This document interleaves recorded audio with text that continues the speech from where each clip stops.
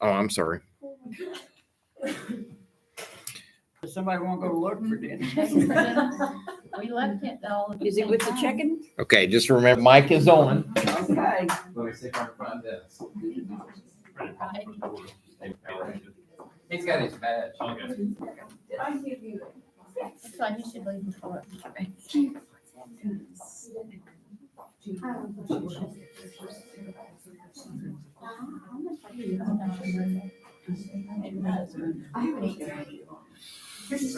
have any cheese you can give on? Which did I We got Passed over, she's clear for Yeah. 16 weeks now. And I think They got the best. so she's passed it Her through. frog, really? We have this And, weird started on the honestly, next, Mexican restaurants have the best ones. or that first Something trial. about that it. I Working got. on it. Yeah. Sean said on Have the you ever new watched year. a series like movie theater food is better than normal? Because it comes from like a special place. It's like, if you buy popcorn at the store, it's been packaging wise. When movie theater is special, they freshly butter it. Yeah, that's freshly popped. It's delicious.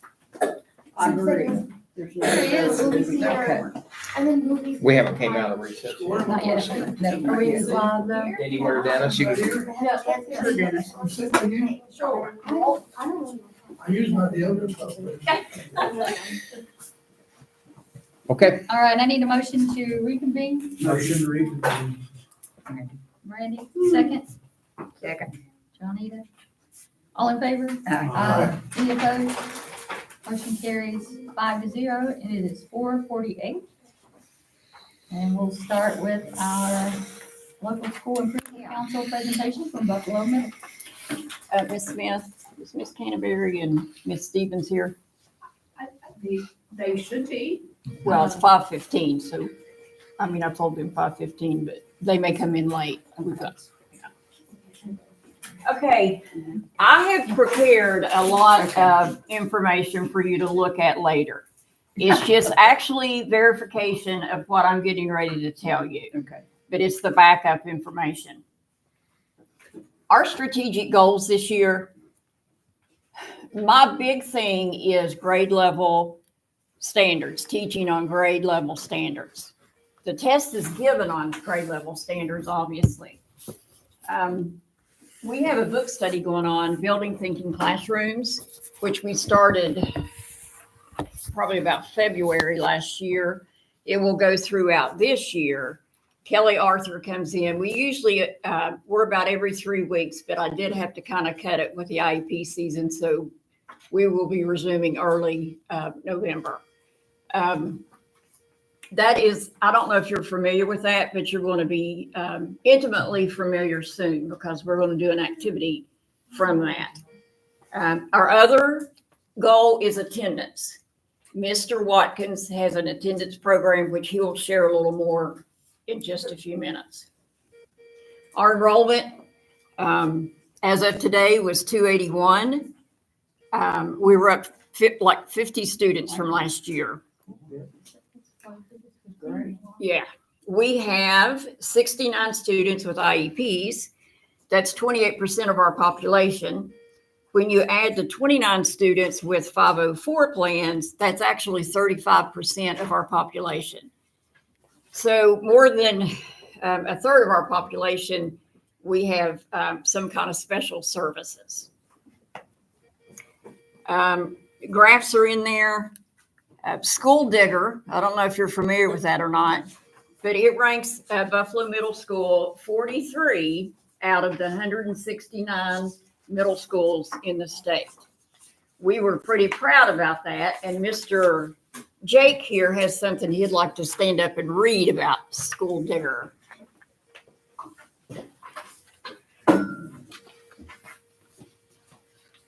All right. This is all in your packets too. Buffalo Middle School is a public middle school located in Canova, West Virginia, serving grades 6 through 8 with a total enrollment of 252 students.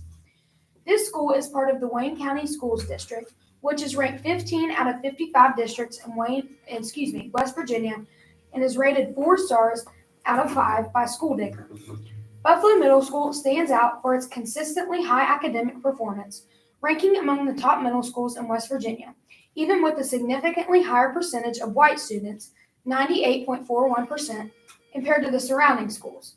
The school's female students, white students, English language learners, and disabled students all perform particularly well, often ranking in the top 10 through 20 schools in the state for these subgroups.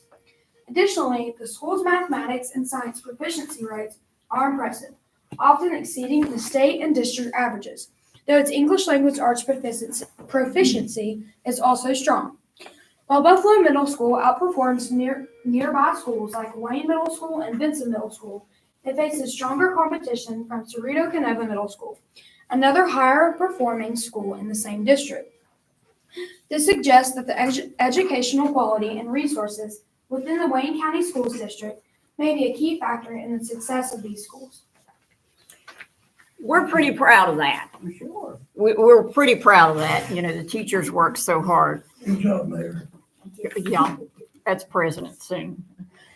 Okay, as far as our GSA scores, the General Summative Assessment, our whole school in math was 29%. That's down. I did not have a certified teacher in 6th grade. I think that had part to do with it. I'm not going to go through all of the grade levels. You can look down through there. But what I have done is put that out like with IEP students, with 504 students, and then students who have no services whatsoever, the difference in those. ELA was 47%, and our science was 40%, which I'm really proud of because I think the state was 26%. District was 27%. So, and that was her first year in 8th grade science. I think she really rocked it. Okay, if you will look just quickly at your yellow tab, my OCD got me. I had to get it all ready to go. I can share with you, Caroline. Will you share, baby? Yeah, I'll share. Thank you. The scores that you see, of course, that's for 4 different years. The first chart is our entire school, including all subgroups. The second chart are the scores without the IEPs and 504s. And if you notice, there's a big difference. Like in ELA, we are 47, but as far as students without special services, we were 63%. You see that all the way through. That's one of the reasons that I'm really tackling our special ed content standards, making sure that all of that is on grade level. So speaking of that, go to your blue tab. What we did as a school, we looked at the end of the year grades from last year. If it was an A, we considered that exceed standards, B, meet standards, C, partially meet standards, and then D or F would be did not meet standards. What I had the teachers do was compare what percentages that they had that would have been proficient based on end of year grades, and then what percentages actually were proficient. And what I want them to see there is it's the grade level standards. You know, we've got to teach the grade level standards. I've been guilty of it myself, of saying, no, I've got to catch this up. But research does show that if you're teaching grade level standards, it's going to come. So this is something we're going to be doing throughout the year, working on this. But in each grade level, like 6th grade math is your first one. EOY end of year, they had, as far as the grades, they had 49% that would have been exceed standards. Actually, only 9% on the GSA. So a lot of this is very eye-opening when you look at it and you look back, because you can look at the different standards that they did well on and the ones they didn't do quite as well on. I'm not going to go through all those charts. Those are all there for you to see. Okay, one of our county goals is our instructional reading level. So that is something that we've worked with for a while. School-wide, it's 32%. 90 out of 281 students are reading on grade level. Sixth grade, 28%. That's 30 of 108 students. Seventh grade, 33%, 36 of 90. Eighth grade, 20%, which is 24 of 83. Now, I looked for those to really jump. That came from our STAR benchmark. We generally have a huge jump between the fall and the winter benchmark. So I'm looking for that to come up. Chronic absence, we've got our social worker, Julie Dean, Mr. Watkins, and Ms. Hensley is going to tell you a few things about that. I did look today, it was 19% chronic absence. The last time it was 21%, so it looks like we're, working our way down. I've broken that down by each grade level for you to see. Discipline. We've had 7 students that have been suspended from school this year. IEP students account for 2 days, and students without IEPs account for 13 days. We had 3 battery against a student, 1 battery against a school employee, 1 physical fight without injury, 1 threat of injury to student or staff, and then 1 simple possession use of tobacco. So,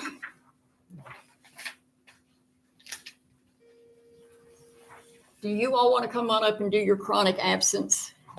You guys can start. We want to get through this so you can do your activities. There's a lot of information in that packet. I just thought you all just have to read it later. My name is Julia Dean. I am the school social worker here at Buffalo Middle. And, we really attend to achieve here at Buffalo Middle School. And we are really trying to drive down kids to come to school and providing incentives and to locate any barriers to why these students aren't attending school. So one thing, because we know regular attendance fosters that healthy classroom and helps with academic, social, emotional, and we really try to provide supports all across the board to see what we can do. Communication is very key. Providing prevention and intervention with families. I think a lot of times families, they're being raised by a lot of families or kids are being raised by grandparents. And, they just need that kind of education, how to turn in notes, how we can support them. So we print out, I think last month we printed out 74 attendance sheets to send home kids. So, and what we did was 83% of the students turned in 88 or appropriate documentation. So, and with that what we did, we met with those kids. We printed out letters to the kids or parents to describe, how many days they, had for parent notes and highlighted, the unexcused absences, provided the parent with the guide to, chronic absenteeism and the policy and procedures. They could scan the code and, then also, I think, kind of send in like a little letter, personalized letter from Buffalo Middle School, how they can reach out to us if any support they need.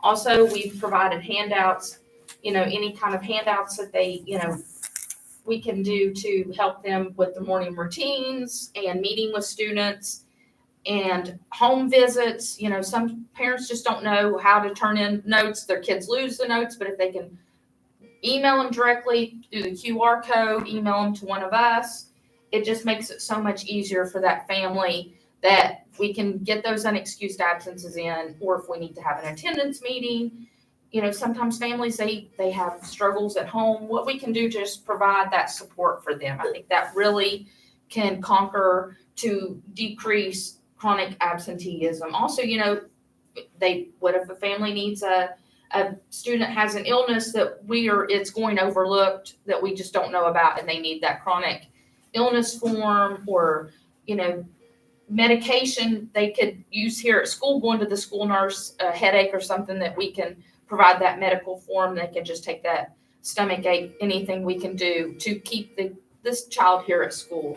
So I feel like, everyone working together, collaborating with teachers, and just anything, communication, I think that is key with the family to prevent and providing interventions, and that will help even going into high school. And because if we think about attendance, even going into the workplace when the kid goes further, attendance matters with bosses, and communication too, because we need to teach our kids to communicate with teachers as well, because communication is going to go further in life. I think it's a life skill, and so it's very important to kind of prevent an intervention at this level so that they will have successes in life. So, and 26% of our students here have perfect attendance right now. So I feel like that was like, I think 70 some kids. So I think us going right now forward, and if we can keep everyone under 10, currently I think that, we're doing really good with all the interventions, and we're having place in the communication with our families. So I think we're really, with all the collaboration we hear with our teachers, administration, and our student support.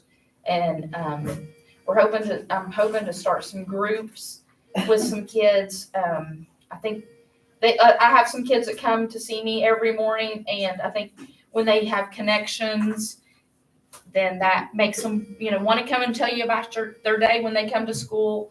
So, and excited. And so I think that just keeping that communication open with kids and families, so we can strive for them to attend and achieve, and hopefully drive up their test scores, and value education, and for their success in life, whatever they do, college, vocational, and for all their successes. So with Miss Dean's help, I truly believe that 2% decrease had a lot to do with her efforts. I mean, home visits, you can put nothing past her, she'll do it. And we can see the progress of that. Yeah. So I'm trying to go a little deeper into it here a little bit. I'm trying to get a little bit more involved with the chronic absent kids, because we kind of noticed last year there's a lot of kids who, you kind of notice the ones who she's having to go do home visits with. There's a good portion of the kids who are chronically absent that are just on that fringe, and we're trying to get rid of that bubble. So for those of you who don't know, what chronically absent means is they're below 90% attendance rate. And to a lot of parents, that doesn't seem like a big deal. They say, well, my kid was there 89% of the time. That's pretty good. That's a really good passing grade. If your kid is at school 89% of the time, you have missed a month of instruction over the course of the school year. If you're down to 83%, which still sounds like that's a solid C or the low B, that accounts for an entire term that student has missed that year of school. And the studies have shown that they do it every year. That compiles. So we're trying to get rid of those numbers, because a month of instruction or a term of instruction, that student is not going to be on grade level. And I know we keep going back to it. This problem is exacerbated due to COVID. If you look at 2019 compared to now, that number of chronically absent kids nationwide has doubled. It was around in the teens consistently nationwide before COVID. It's nationwide in the 30s now. So it's been a problem that's been exacerbated pretty bad. So statistics show that students who are chronically absent are less likely to read on grade level, less likely to attend college, perform well in standardized testing. I'm going to show you some data on that here in a second. And earn as much as their peers throughout the course of their lifetime. They're also more likely to drop out, more likely to be involved in the juvenile justice system, and more likely to report mental health issues. So this is not just a minor problem of just getting kids to school. This is a major, major problem that we see here. So I want to look at our standardized testing data, because we're kind of digging data here. So what I did was I pulled all of our students from last year that were chronically absent that we still have this year, and compared their chronically absent to our test data. So what we did here was, so last year's sixth graders. So So statewide, in math, the state was on average 31% proficient. The district was 27%. Our school was 24%. That was the room we didn't have a certified math person in. But if you look to our chronically absent kids, that's our bottom number here. Only 4% of our chronically absent kids were proficient in math last year. ELA, state 44, district 43, school 55, with very strong instruction in that classroom. Chronically absent 31%. 7th grade math 32%, district 27, school 30, chronically absent 23%. So higher, still a big drop off. ELA even bigger, state 41, district 40%, school 49, chronically absent 27%. So I'm confident in our teachers here that if our kids are in the school, that they're going to receive quality instruction. But they cannot receive quality instruction if they're missing a month of school year or a term of school year.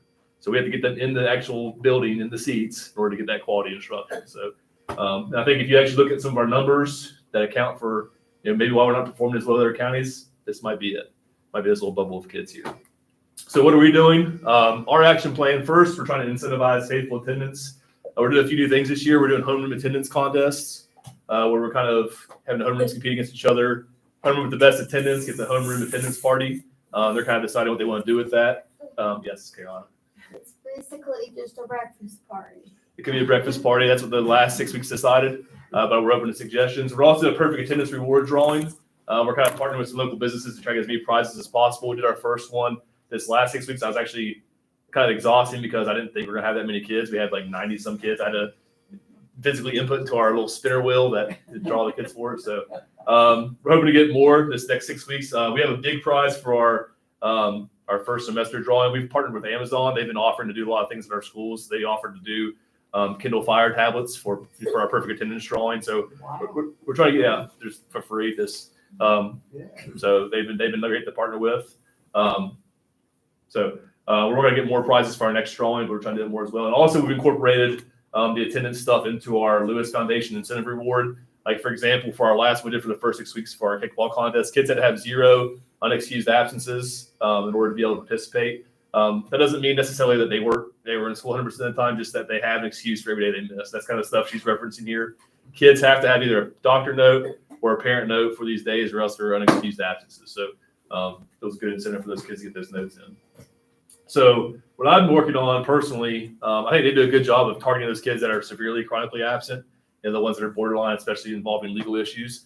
Those kids that are 89%, most of the time those kids aren't going to face any legal consequences. They usually turn in their notes pretty well consistently. They're just not in school. So I'm focusing on those bubble kids. It's kind of crazy because you think that's a lot of, to be chronically absent takes 1 day every 2 weeks to be chronically absent. That's not a ton of misses. So a lot of these kids that are these 88, 89%, they're like 2 or 3 days away for the course of a school year of not being chronically absent. So I'm going to try to focus on those kids, trying to get them in the building more because they think they're in good standing academically. And we kind of saw it before. Some kids think they're doing well academically because they have all A's and B's. Then you get to the actual GSA and they're not proficient because they're not receiving that quality instruction day in, day out. So those are kids I'm going to focus on there, is trying to get those bubble kids out of the bubble and then go down from there. So that's kind of where our focus is this year. So. If you guys will flip to the last couple pages in your packet, I have a chart. And our student support team here, I'm here 5 days a week as a school counselor. We also have Julie. She is here. She's our social worker. She does split time with some elementary schools, but her home school is this one. And then we have Miss Kelly Barksdale. She is one of our mental health counselors, and she's here on Tuesday and Thursday. So we all work together with the students who might need that extra support in different ways. But I just had some data here. I do individual sessions with students. So these could be self-referred, or a parent calls and asks me to meet with their child, or teachers recognize that they're going through something. So far this year, I have had 132 individual sessions, and students can self-refer themselves. I have a form they can fill, or they can send me a message on Schoology. And then I also do lessons in the classroom, and these focus on different things. I've done kind of feeding into the next part of the graph there, the High Mark grant We did get that grant again this year. Last year was the first year we got it. And we used it to continue our climb program, which is where the kids every morning in homeroom, they do a little emotional check-in, and it will alert us if, let's say, somebody checks in sad 3 days in a row. Or there is a spot on there where if they answer certain questions a certain way, it will send me an email and say, hey, you might want to check in with this kid. So we were able to continue that program with the grant. And we also have chips that the teachers have, just positive affirmation chips. Whenever they see somebody doing something good, they can give them a little chip that has a message on it. And then as far as collaboration goes, we meet with parents through 504 and SAT meetings. We've done some home visits as needed. We have the HATS program, which is through Marshall, and it's a free program to students that they apply for. And it follows them all the way through middle and high school. They take them on college visits. They go bowling. They do different social activities as well. And it's completely free to those families. And then I've continued the RAISE program, which is teaching kids about the negative advertising that tobacco and the tobacco companies do. And then that last column is just our upcoming events. We've got our annual career day coming up on November 1st. We have Reality Store on December 12th. We have the last 2 years, we have partnered with Branches and Contact, and we've done a body safety activity with each grade level. We have that on January 15th. And then February 13th is our Get a Life program. And then actually starting tomorrow, we are continuing the Discover Your Future program, which is a career exploration program that they get to experience through all 3 years of middle school, all 16 career clusters. And we would love if you all are available to come for any of those activities, or if you'd like to volunteer. We always need volunteers for Reality Store and Get a Life. That's where they have the stations set up, and they do the financial simulation of having an adult life and a job, and they get to see how much money they have to put towards different things. It's really, really neat.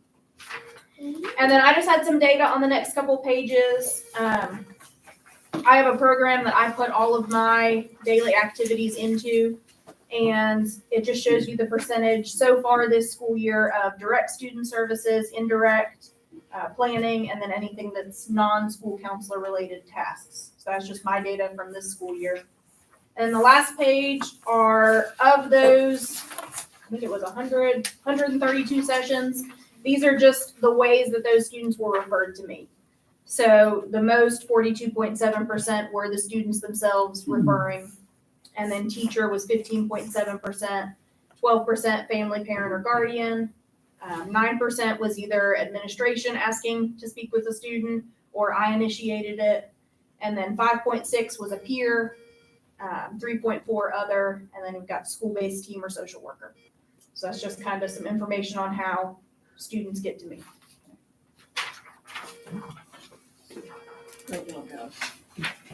Okay, before we give you our pitch for the year, do you all have any questions of anything we presented?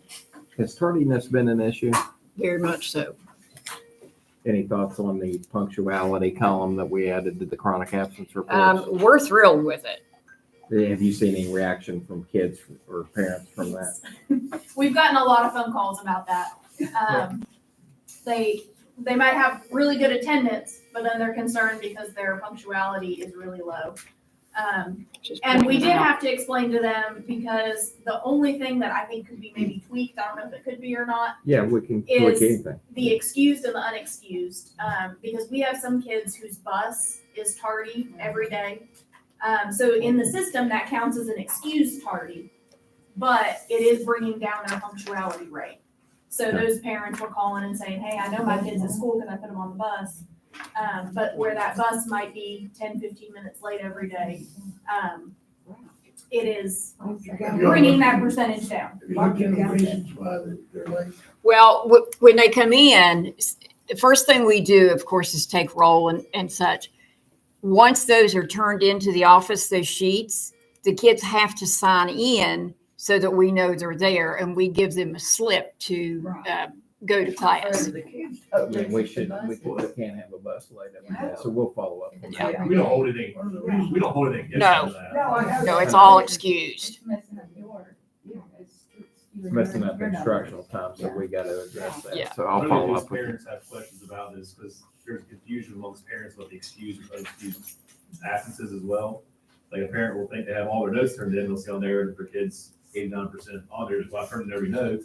They don't realize that that counts that's butt and seat every day, not just, Right. you know. And there is an explanation on there, but it's in the, you gotta, Yeah. you gotta follow through and read it. Yeah, but anything with bus weather, that kind of stuff, it's all excused, but it's just, you know what I mean, it's just there.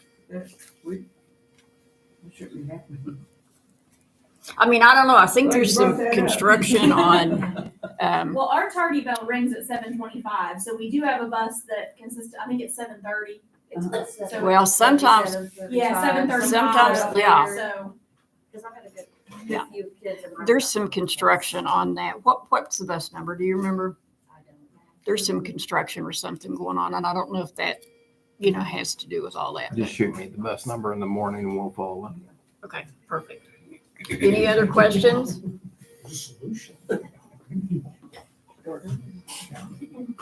All right, Mr. Jake, of course, my pitch is always, I need a full-time assistant principal.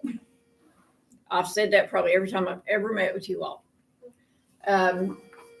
Will is awesome. I do appreciate the extra day that Mr. Alexander so kindly let me do this year, but I would love to have him full-time. We could use him. Now, Jake has a pitch. I thought you were gonna ask for Jake to as the assistant principal. Oh, well, now, we could do that.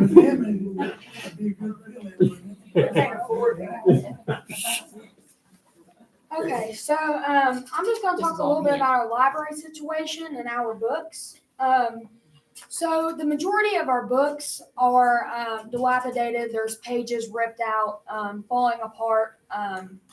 Just the covers are torn off. It's just not very good. And also we don't have very many books in our library. We have a good amount. It's just a lot of the books in the library, they're just wore out. So we, me and Miss Ryder talked about a amount of money that we are asking for our library. And this would be to purchase new books, restore, or add on to our library. Now this is negotiable. Good, Jake. And this, I mean, it would be for 6th, 7th, and 8th graders. Obviously, we are going to ask for $3,500. We'd be able to work with anything. We just need some new books. How would you all feel about that? right now. She's like, had that in writing before anybody. Well, you just didn't have to check. No, we got it on, we on paper there. Like the series that Jake has chosen a series to read for this year. It's Miss Peregrine. And we only have the first 2, maybe 3 books. We don't have the entire series. What is Yeah, what's the series? It's called Miss Peregrine's Home for Peculiar Children. But I found the genre of, I just like that fiction, and that is what started me on reading. I'm on my 3rd novel right now. But The series and things that we have are pretty well dated. We don't have a lot of the newer things. And honestly, he walked into my office and said, Miss Ryder, he said, is it too late to put something on the agenda? I thought it was a great idea. He's on a first name basis with the governor. Absolutely. yeah. Also, I think it would improve like the reading levels, like from where like some students are on higher reading levels. I think it would be beneficial to have higher level reading books in the library. We're all about that instructional reading level, buddy. But still fun. You have something to say, baby? Honestly, I think I like the idea of getting more books because there's not a whole lot of graphic novels for me to read. Yeah, I know a lot of That is students. a newer genre. Yeah. It has just been within the last few years that Renaissance has added those graphic novels to the STAR testing. And I think that's Or one of comics, the special comics, education students too. That's what they gravitate towards, so to have those physical copies is really good. Like, that's what they want to read. But we used to call them comic books, but now they're graphic novels. Yeah. And that it's much more recognized, and that's probably happened within the last 5 years. Yeah, it's like a comic with pictures and, like captions at the bottom.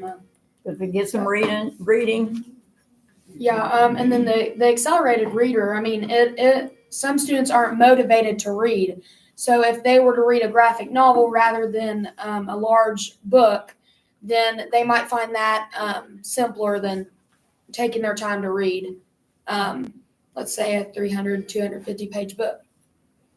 and just to reiterate, one of the county's goals is to raise that instructional reading level, so this fits perfectly. Absolutely. Anything else, but No, no, I just think it'd be beneficial to the students, and I think the teachers, they could take the books out of the library to read with the class. I think it'd just be. Jake, have you given any thought to how we would choose books? Well, I thought about that this evening. Students, I thought that maybe like the genres, maybe like their favorite genres. So let's say 60% of the population wants fiction. Then maybe we could go more fiction based, not necessarily specific books. But if students or teachers, they might write down a couple books to order that we may enjoy, or class sets even. So you're going to poll the students to find out. Yeah, I think that would be good. And they'd definitely be promoted to read more if they had books that they liked. So, all right, thank you. As always, you did a Thank you, great Jake. job. Appreciate it. Before you start your activity, is there any other questions? No, but we'll work on that. Okay, perfect. Do you hear that, Jake? Now, the data that Will pulled up on the effects of chronic, I mean, we know that that's there, but I haven't seen it that plain before. Right. Yeah. And so that's impressive, and you got, yeah. Yeah. It does. So you know, it's obvious you have a clear plan in place, and we appreciate everybody's work. Absolutely. Well, it is certainly a team. I mean, we all depend upon each other, and I don't know that we could You go work through a well day together. without each other. I mean, from our custodians, our cooks, teachers, everybody. Okay, I'm going to encourage you to enjoy this activity. It is something we are doing with the kids, and they are doing very well. And I do know that Mr. Alexander has done this before, and I don't think he wanted to stop because he didn't quite have the math, remember? The math done. Do you remember this? No. I know I'm fine. You will, I think we get started. Math, I'm fine. Okay, we're going to start with ELA math, and then Miss Canterbury and Miss Stevens will do, not math, ELA, and then we're going to do math. Sorry, you know better. Okay, this is, we call it BTC. It's Building Thinking Classrooms. This started how many years ago in math? I know it's a good 2 or 3 years at least for math. I think about 2. Well, it's more than that. I used it myself before when I was in 6th grade. I think it came on our radar big a couple years ago.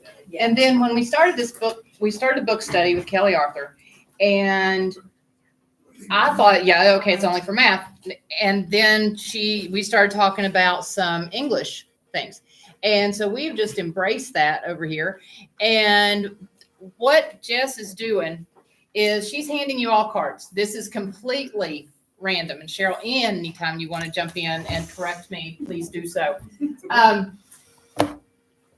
What she's handing you are cards. And then we are putting 3 people in a group, completely random. And you're going to go to these whiteboards. We have 1, 2, 3, 4. We're going to need 5 of them. And we'll start with, this one's better. And groups of 3. And the reason groups of 3 are best is because if you have 4, you have a tendency of one to stand back and let the other ones work. You've seen the groups where there's one strong personality. Let me do it so that you don't screw it up. You've seen those dynamics. You cannot sit down. There's those stools over there, but they are not allowed to sit down. You think better standing up. the reason we have the boards that are not permanent, like, the big Post-it notes, these are not permanent. Kids are more likely to make mistakes. They're more allowed to make mistakes. They are more likely to put something up there. So that's why we have There's research done about how long it would take you to start on a piece of paper, like chart paper with a permanent. Yeah. As opposed to how quickly you would start thinking and working on something that is erasable. And also thinking better, standing up. And then you think about us, if we as teachers were to sit down in the front of the class, how if we wouldn't be able to do that very well. So, and then the randomness of who you're with. You may not know them, or you may not, but there's certain rules. The person who has the marker doesn't talk. You do what your other two teammates tell you to do. Okay? You're thinking I can't do that. So you're the person. You're the one that wants to do it. And that's that one little girl that says, no, I'll just do it and y'all just follow so we get the A. Trinity, you only get the marker for 1 minute and then you can talk. Well, All right. and Cheryl made time, but here is the. Can I be on Cheryl's team? This is building classrooms, thinking classrooms for ELA. And this is our task. And what it's designed to do is I'm going to give very, very, very little background, which gives the students the chance to work together and to learn from each other and to talk and not just do what I tell them to do. Sensory details, words or phrases that make writing come alive by appealing to your 5 senses. This is how I would open. How many senses do you have? And what are they? Sight, hearing, taste, smell, and touch. And so your task is going to be to write a paragraph about a character. You can give your character a name if you so choose to. Waking up in the morning. Include one sensory detail for each of the 5 senses. Now, what I did with the kids is they were to write 1 sentence per, because this could take a whole class period. This could take 10 minutes.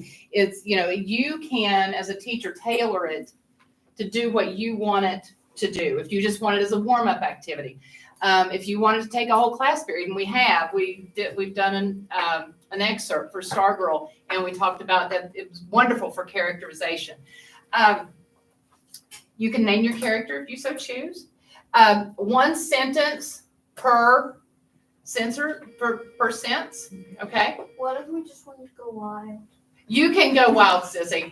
And so Let's talk about what the teacher does while that's happening. the teacher, you'll see what we're going to do. We're going to be basically in the middle of the room, and we are truly facilitators, and that's it.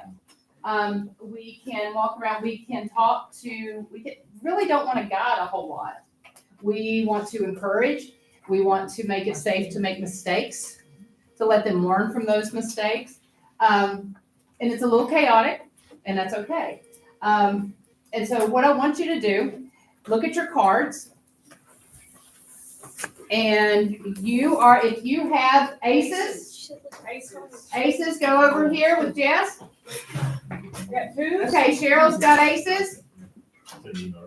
Are there any 2s? All right, your 2s, deuces, right here. Jake, are you the 2s, babe? Jake, take care of that. We got 3s over here. Oh, yeah, you get rain. We got 4s. Oh, Is there Right 5s? here, the 4s and the 5s. Five. Oh, boy. Okay, now remember the person with the marker. Person with the marker does not talk. You do what you're told. Hey guys, listen up, guys. Guys, listen up. Okay, now. Real quick, the rules are the person with the marker does not speak. Your partners are going to tell you what to write. You're writing a sentence per sense. All right, about waking up in the morning. So we're going to start the timer in our brain. Well, actually, once you write a sentence per sense, hand the marker off. Let's do that. So if you're gonna write your first sentence about what your character saw when they first woke up, all right, you write, you write the sentence on that. They're gonna tell you what to do, and then you're gonna hand the marker to Jeannie or to Mark, and then they're gonna write the next one. But you're gonna be told what to do by your people. Yes, you guys tell you. You tell me what's all right. There you go.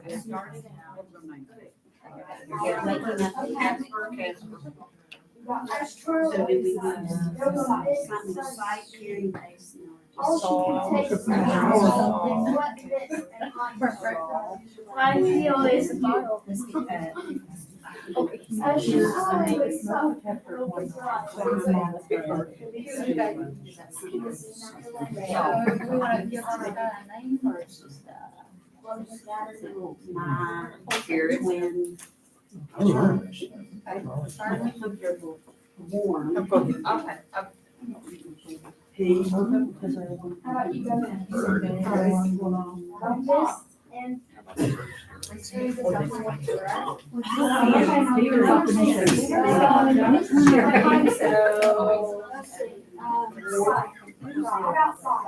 as she slowly wakes up in the morning.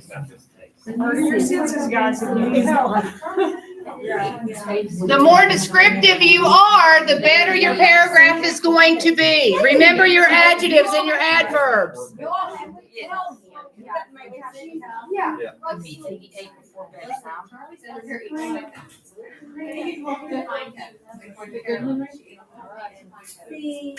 A pine cone fell.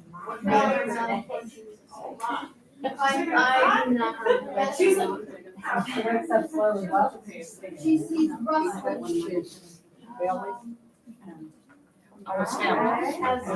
He smelled. He gets here.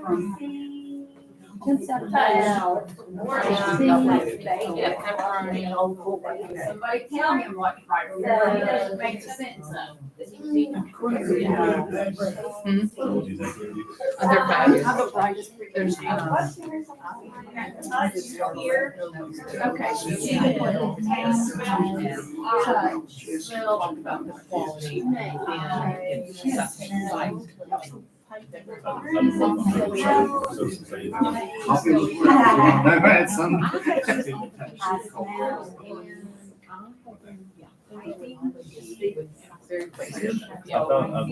I've started doing this before. So are these up all the time? Yes, yes, sir. Another good resource, I found a Facebook group for BPC social studies. So I'm trying to pull some stuff together. It was interesting too, how you just like take things you write down. It does. She didn't, but she did reiterate what she was writing. All right. maybe now we can think of how to wrap it up. Oh, what's his, it's her names. So, and this is, you work with kids and they talk about it and it gets no less like crazy. I've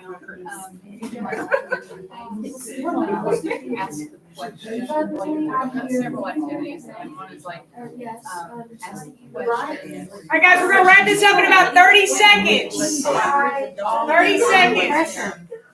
Work together and they can write these kind of things, they can make lists. Well, and if they're stuck, if you see you're stuck.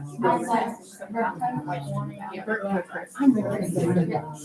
But it takes really kids like it, you know. But if you take it they don't get a chance. They're good with that. Right. And they are. 10 seconds. Just finish where you're at.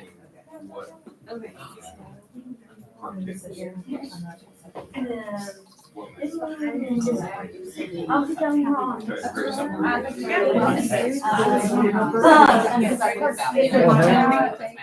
All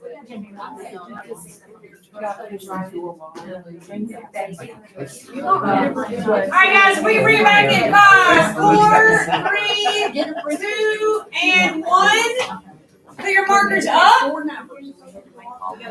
Okay, now, Let's you see. can, and look at some of, and then what you do as a teacher is you go around and maybe look at things that are especially good with one.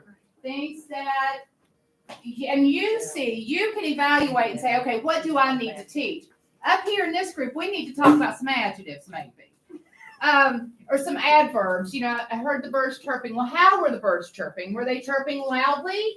Were they chirping happily? Were they kind of sad because, you know, they lost a bird or a chicken over the weekend? was Pam. She was. Or Pam, yeah, when we lost Pam. And, you know, what about the pizza? Why was he tasting that pizza? Did it have a little bit too much spice on it?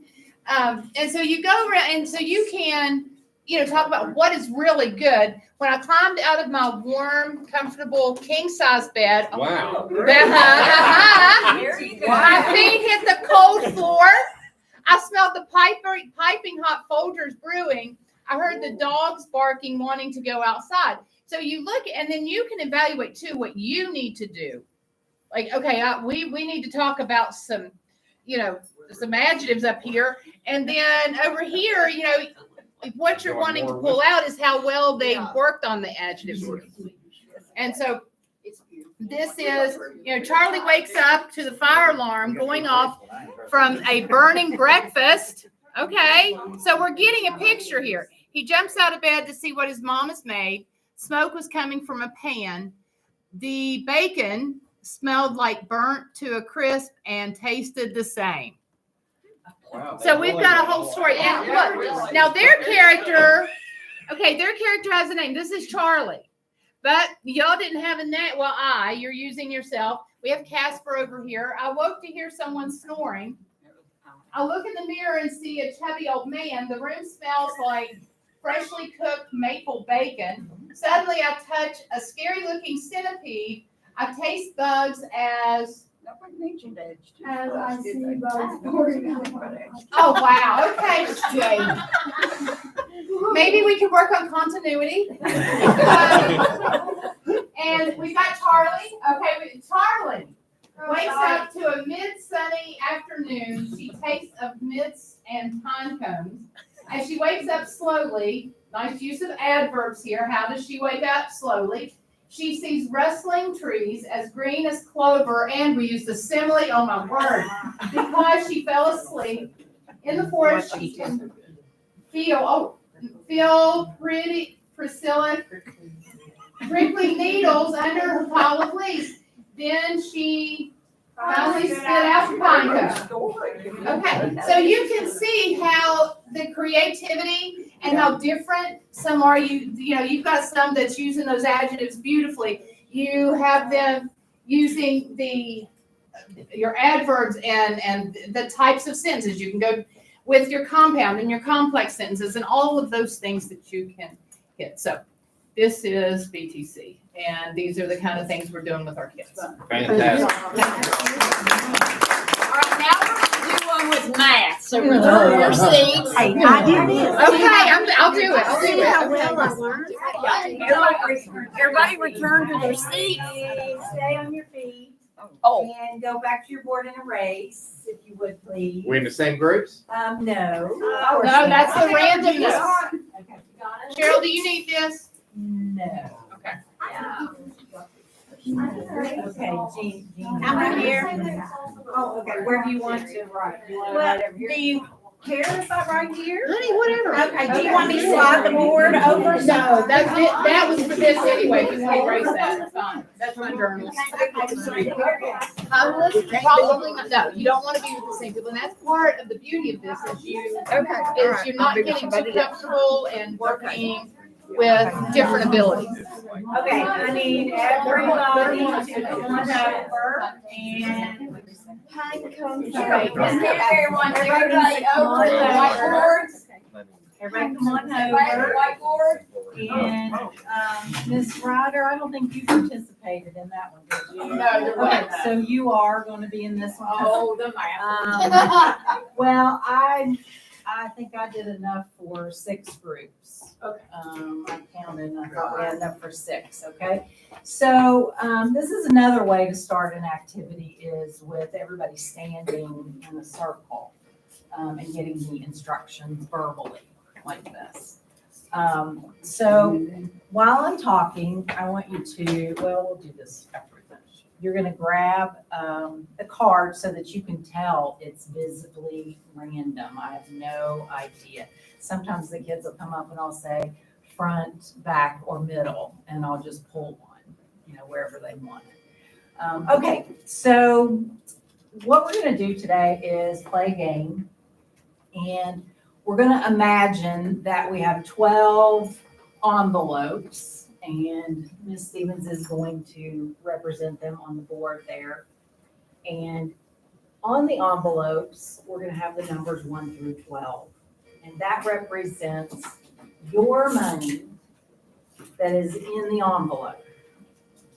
You can have that money anytime you want. All you have to do is just ask for it, and it's yours. Why don't we put 6 up here? I'll grab this. Well, that way we can have even rows. The other thing I want you to see Sorry. is how the co-teacher and the curriculum teacher are bouncing off of each Okay. other. All right, so you can pick any envelope. It's yours. You get to keep it. So which one do you want? 12? Do you all agree? Okay, so you get to keep 12. That's the tax person. No, that's theirs, what they get to Oh, keep. they, So speaking of taxes, I forgot to you all tell you. took 12. Thank you for reminding me. Okay. We always have to pay taxes, right? There is a tax collector. So you took 12. You took 12. And so the tax collector is going to take the 1, the 2, the 3, the 4, and the 6. Whoa. So the tax collector gets those. You don't have those anymore. So, okay, you have to choose again. Which one? do you want to keep now? 8. I agree with that. You want to take 8? Yes. Okay, you get 8. He thought. Okay. Well, the tax collector, I'm sorry, you can't have 8.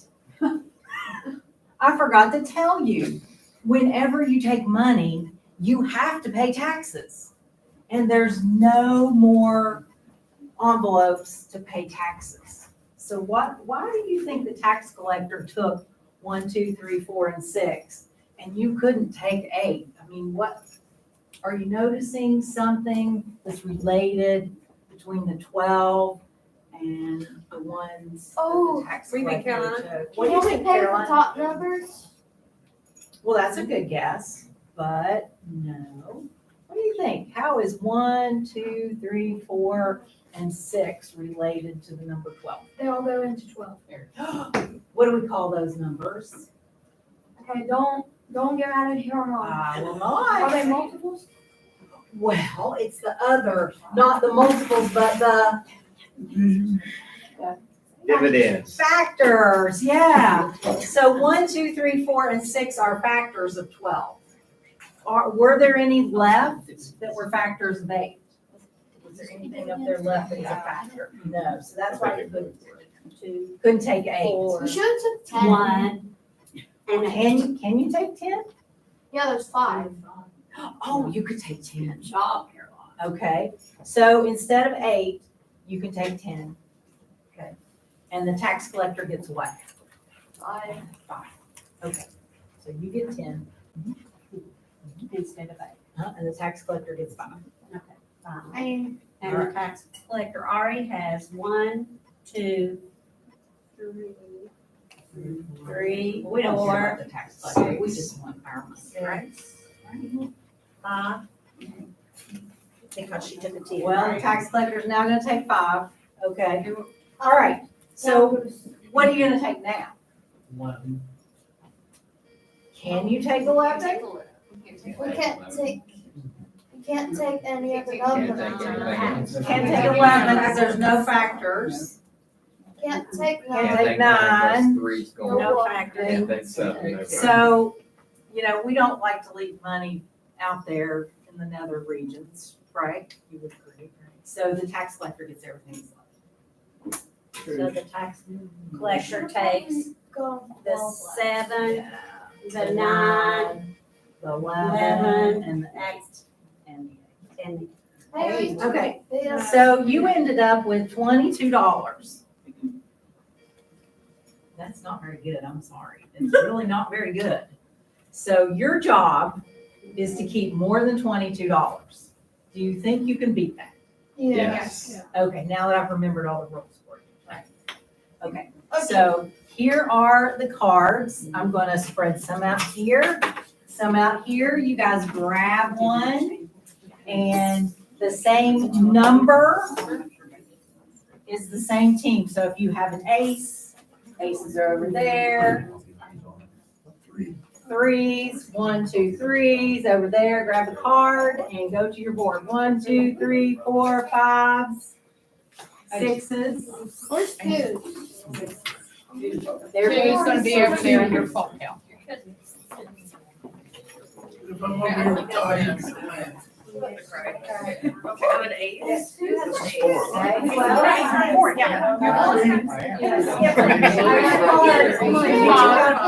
this three? Have a good day. You got a bad- 1, 2, 3, 4, 5, 6. We're 16.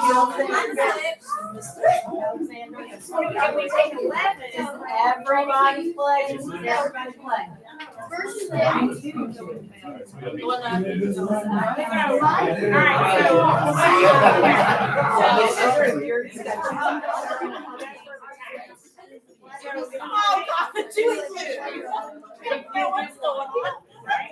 Jeannie, get over here, guys. You have to keep more than $22. You keep those Anybody else get a three? Oh, no, I'm not a good math. Do you have any questions? Just keep track of what you can. You gotta mark off what the tax means. So what's gonna be your first?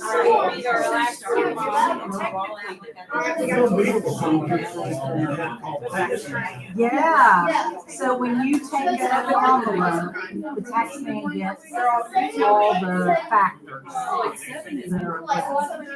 And you have to have factors and where it says. I see what you mean there. Well, oh, wait, 11? Yeah, should we just do 11? Take 11 and then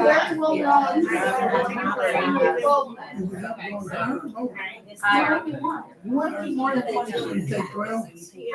No, the 12, remember the 12, wait, no, the 12 got to the, took out 1, 2, that took out the most. I'll take it. I'm thinking about it.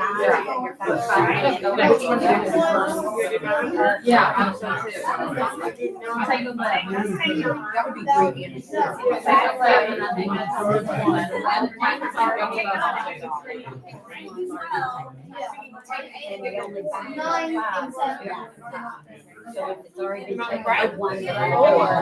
I'm just trying to figure it out. So we take 4. I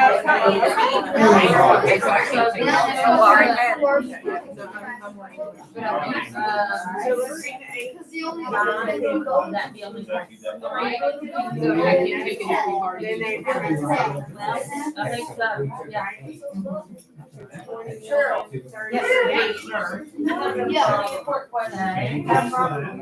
What's our response? Seven. So 5.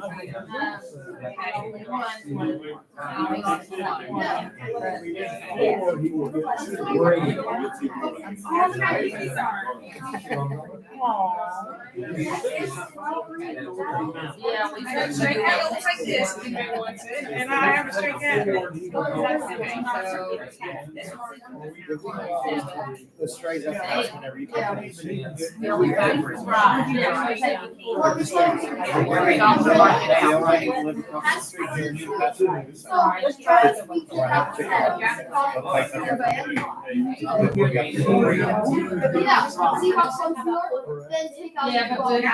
I got to that point yet.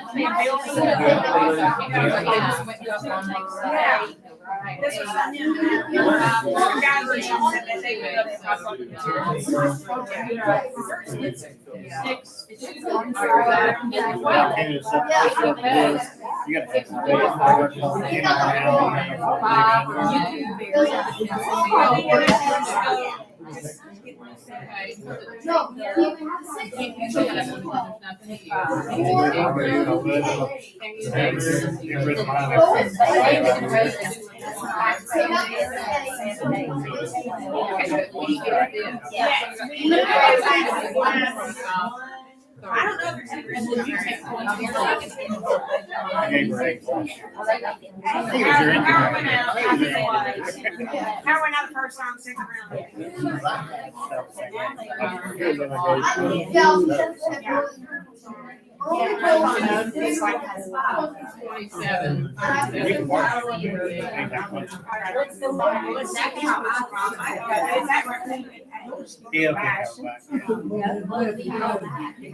Totally true. They couldn't do.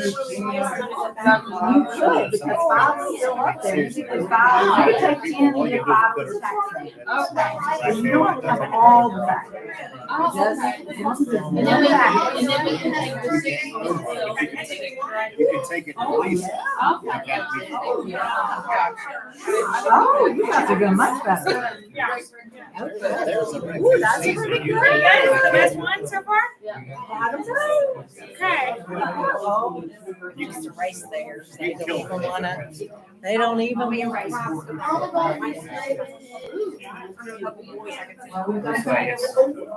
There's always somebody doing it.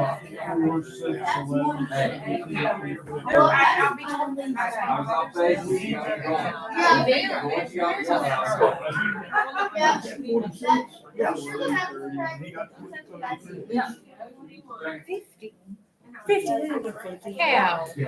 didn't play the game right. Actually, well, I don't know, my daughter's very confident.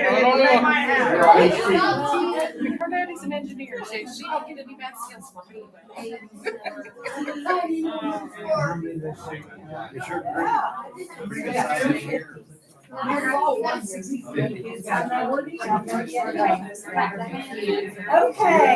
ding, ding, ding, ding, ding. If I had my bell, I would be ringing my bell. Okay, so can I have everybody turn around to the center? Everybody turn around to the center. So, this is actually not totally a non-curricular task, but this is not an 8th grade level task, but it is a thinking task, okay?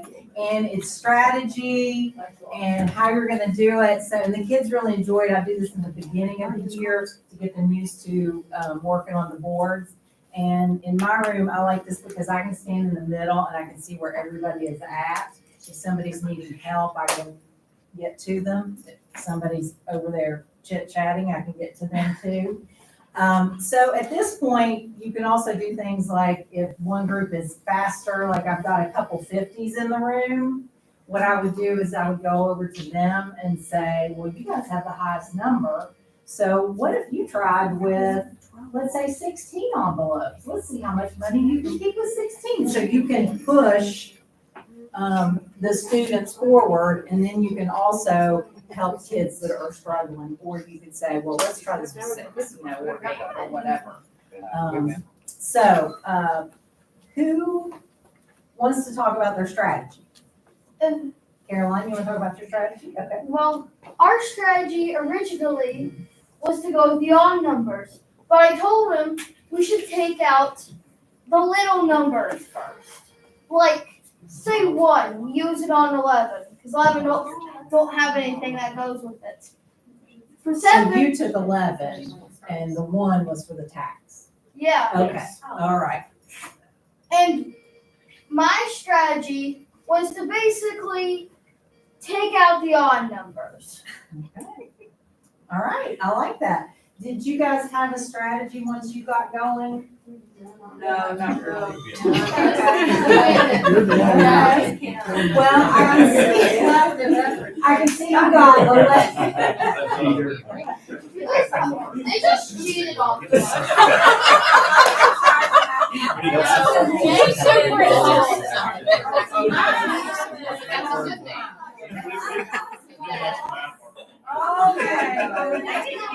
Right. So we had 350s, but if I was doing this in class, I would go over to the 38. No, we actually had 50. We just missed a number. The 12 was, we forgot about the 12. We've got We had to go back. So if we've got 46 over here, how could we make this 46 into a 50? Okay. You guys that got 50, come on over here. What would we do with their strategy? And they've tracked it there, so. They lost the 8. I see that. We You were lost able to, the we 8. were able to capture the 8. They lost the 8. And you which is lost one of the higher 8. numbers. Yeah. Where did you lose the 8? Wait, You should have took the 8 and gave them 4. I don't think they had to do that. wait, did you take the 4 and give the 8? How you get that backwards? What'd you do, Dennis? What's this? I may have written it down wrong. Okay, so I think that's a mistake. I think, Just flip the 8 and the 4, you get the 50. yeah, switch the 8 and the 4. Yeah. And then you have 50. Okay, that's great. Wonderful. You guys did fabulous. Yourselves a hand. And one thing that it is okay to look at your next person and to kind of share that information, because all they would need to do is just to kind of be like, oh, okay, I get it. Just to reach over to another board essentially and get that. So it's not really. What, is there a Steelers? Send a spy. Send a spy. Send a Okay, spy, send a that's spy. right, yeah. To go look at other ones. So the, what grade level we talking about with that? Well, that's like 4th to 8th, but it's not like a content. Right. Just getting task. Okay. It's get your feet wet, get into it, be willing to think, be willing to try again for a higher. In class, a lot of times I'll have 150, and they'll be like, is that the highest? And I'll be like, well, I don't know. What do you think? I don't know if it's the highest. I still don't know if it's the highest. Can you get any higher? I don't know. So they'll try with that, and they'll be like, no, it's all we can get. So then we'll go to 18 or whatever. Yeah, they'll race real quick and go, oh, I see another way. So then they'll get in there and start trying another way with it. And if they go ahead and erase, how can they prove they got it? So you need to track your work. Leaving your work in math is important so that you can go back and see it and see if you did it wrong, or see where to make the change here was easy rather than starting completely over. You guys wouldn't even want to start over. It was just a simple change. So guys, I appreciate you guys being here. Do you have any questions or anything before? You'd mentioned co-teaching with that type of activity, and that's a way to bring our special education students up to grade level standards. Yep. With activities like this. In our co-rooms, honestly, and Mr. Alexander's been in some of them, if you walk in and a lesson's going on, you're not going to be able to tell who the co-teacher is and who the content teacher is, because they work so well together. Yeah. Co and content, they really have to jive together. And I think we've got some great groups that do that. So. With our special education population growing like it is, we need those types of strategies. Yep. If you are reading this, like to go to sleep later or whatever, and you have questions, just email me, holler at me, text me, whatever. So about facilities, do y'all need any upgrades other than What's coming? full-time assistant and $3,500? We really feel like you guys have been great to us. We really do. Most of the time when we ask for something, you find a way. We try not to ask for things that are unreasonable, but facility wise, of course, that's coming. I think we're good. Yeah, so when the renovations happen, it'll be a significant upgrade. In the short term, they've got a leak, or I don't know if leak's the right word. We've got some drainage issues on the canopy that goes between the two buildings. Yeah. And we've had folks down here looking at it, and they're going to have to take it off. So we'll probably get that at Thanksgiving break. Okay. And try to cool. get that. That's awesome. Yeah, when it really rains, it floods there, the kids coming in and out. It's bad. Dirty lunch with tip underwater. Yeah. And staff, thank you for supporting us this evening, and students, you're precious. Thank you. Anything else, guys, that you want to know? All right, thank you for your time. Yes, thank you. You want to adjourn? Do we have any other business? Oh, yeah, we do have a little bit more business. Les, we got a few more items we got to take care of. Okay. A couple of us headed over to the volleyball. It's 8th grade night. Is that okay? Absolutely. Go for Thank it. you, guys. Thank you. Thank you all. Good time. Thank you guys. Thank you for the good time and the games. Well, thank you for all of your knowledge. I'm not sure we could have done it without you, Caroline. Absolutely not. Probably could. No. It just wouldn't be as funny. There you go. Which one's smartest, you or Jay? She's pretty sharp now. She's pretty sharp. They're Amazing. They're both right. She's a problem They solver. do everything. They are. They're both She's into spelling. strategy and stuff. They got all They kinds are of both. confidence. Jesse's gonna bring one other guest in for y'all to meet before you. Uh-oh, I know See who's you, coming. Jay. Bye, Yeah, Carolina. Have a good day. yeah, Jess is bringing another guest in for you. All right. Do you all need me It's in one of our here? agriculture guests. No, but Okay. you're welcome to stay. I mean, you're not, Yeah, Yeah, I'm just going. we just got a couple purchase orders. yes. I'm gonna. For books? No. Not yet. Yeah, give us time, Liz. Good to see you all. Good to You see you. too, buddy. All right, we'll go ahead and do our business until our guests arrive. So we have some new business. Consider for approval of purchase requisition in excess of $5,000. Motion to I'm approve. gonna show you guys Nikki. Motion to approve. This is Nikki after, I'll say, After Nick Knoll. I love I that. know, look. We got precious. Oh. She's so soft. We've also painted their nails. You're not supposed to paint them red. We're missing Pam. She didn't, she left Sunday night. We don't know how She left her. there was blood involved. This is a half silky, half Orpington, is what they told me. Okay. Well, I'll take your word for it. Yep. Okay, I made the motion to approve. Second, I'll say it. Dennis. now this is a big purchase order, and I talked about it at the last board meeting. Right. So we heard over at Buffalo Elementary about the math curriculum. And I want to point out that our math cadre and our math teachers were involved in the selection of that material. But that material is more rigorous. I've been in second grade classrooms this year that have had rigorous conversation like what we were, like the activity that we were just engaged in. And so what this money is going to do is bring the Carnegie folks in here to help support that curriculum and to help to work with our teachers to be able to get this implemented as smoothly as possible.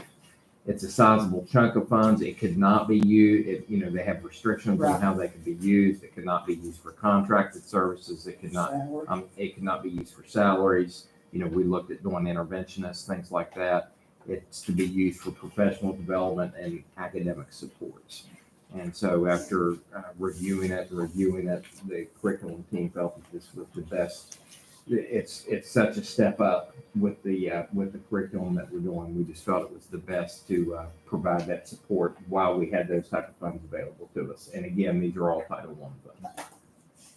This is all a 1-year deal. I said Title I, it's all title funds. Yeah. Yeah, this will take us through the entire year. Yeah, but next year, Next year it would evaporate. We'll still have some services available, but this will really be an intense focus on this first year. In addition to this, there'll be some other things that come with this. So for example, those trainings that we have teachers involved in the summer, there's going to be more seats available for them. Carnegie will make more seats available for their conferences that happen throughout the summer. So we'll get some bang for our buck on this. The laptops that are on here are for our cadre folks, our folks in our math cadre, our folks in our English language arts cadre. We had bought them devices back at the beginning of their work, but those are becoming worn out and outdated. So this replaces their devices. So that these devices all go into the hands of our teachers. All right, any other questions or concerns? All in favor? Aye. Any opposed? Motion carries 5-0. Superintendent reports. Now, we're working on the agenda for next week. We're going to go over the accreditation status that the State Department released last week, which we had already talked about with special education, that we're in needs assistance, and that was one of our goals. So I'm going to bring the report to you that gives you a breakdown of the entire state, just so you can kind of get a look and see how everybody's doing. But we'll go over that report on Tuesday night. Okay. That'll be Tulsa. Yeah, I think we are due for another. I think it is at Tulsa for The academic achievement awards. Yeah, I asked them to clarify. They had it, the draft agenda had it in Wayne, but I was pretty sure we had another, so they were clarifying when I left this afternoon. Okay. So I have. Motion to adjourn. Motion by I'll second. Second by Dennis. All in favor? Aye. Any opposed? Motion carries 5-0. It's 6:08. And we are adjourned.